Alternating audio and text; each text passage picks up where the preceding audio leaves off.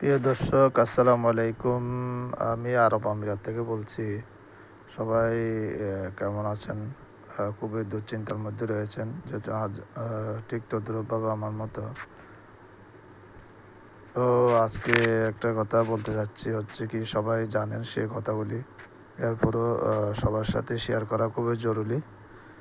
আজকে প্রায় আমরা মনে করেন 5 দিন পর্যন্ত আমরা অবরুদ্ধের মধ্যে আছি, যেহেতু আমরা প্রবাসে আছি।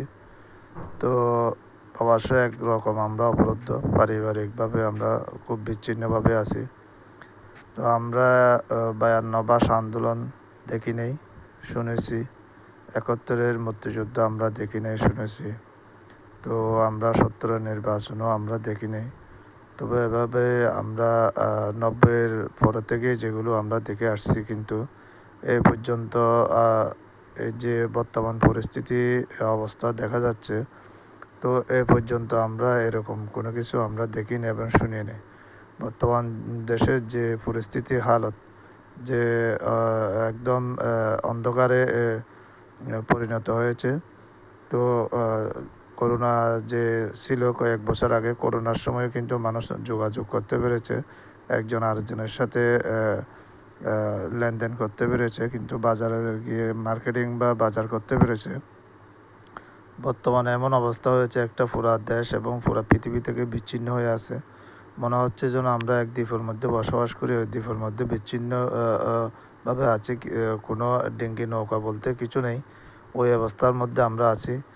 তো প্রিয় দেশবাসীর উদ্দেশ্যে বলবো, তো অতি সত্বর নেটওয়ার্ক দ্রুত চালু করা হোক, দেশের সার্বিক পরিস্থিতিগুলো সক্রিয় করা হোক, দেশের অবকাঠামো যেসব বিষয়গুলি সমস্যাগুলো রয়েছে, এগুলো নিজেরা এগুলো সমাধান করা হোক। কিন্তু এর ভিতরে আমাদের পরিবারের কি অবস্থা হয়েছে আমরা এখনও পর্যন্ত জানি না।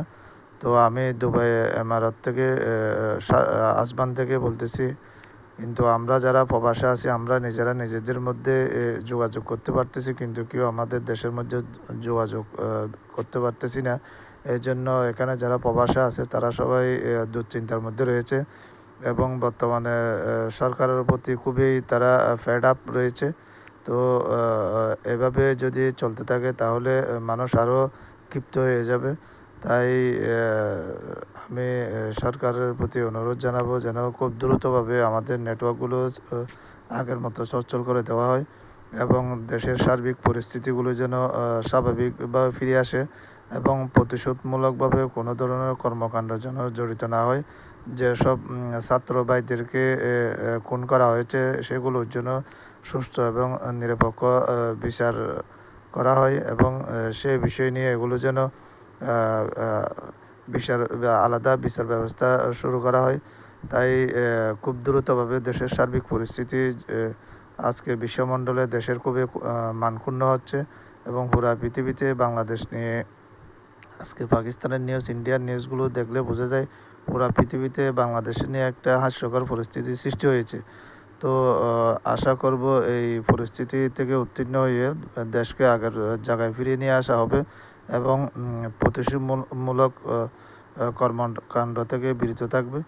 এবং সেই আশা ব্যক্ত করে আমি সবাইকে শান্ত এবং সংশ্লিষ্ট হওয়ার, সংযম আচরণ করার জন্য উদাত্ত আহ্বান জানাচ্ছি, এবং প্রবাসীদের দিকে তাকিয়ে প্রবাসীদের পরিবারকে এবং সার্বিক নিরাপত্তা বজায় রাখার জন্য প্রশাসনের প্রতি অনুরোধ জানাচ্ছি, এবং যারা প্রবাসী আছে তাদের বিষয়ে যেন সরকার চিন্তাধারা করে, এবং তাদের জন্য যেন ভবিষ্যতে এরকম নেটওয়ার্ক বন্ধ করা হলে নেটওয়ার্ক চালুর একটা ব্যবস্থা রাখে প্রবাসী পরিবারদের প্রতি।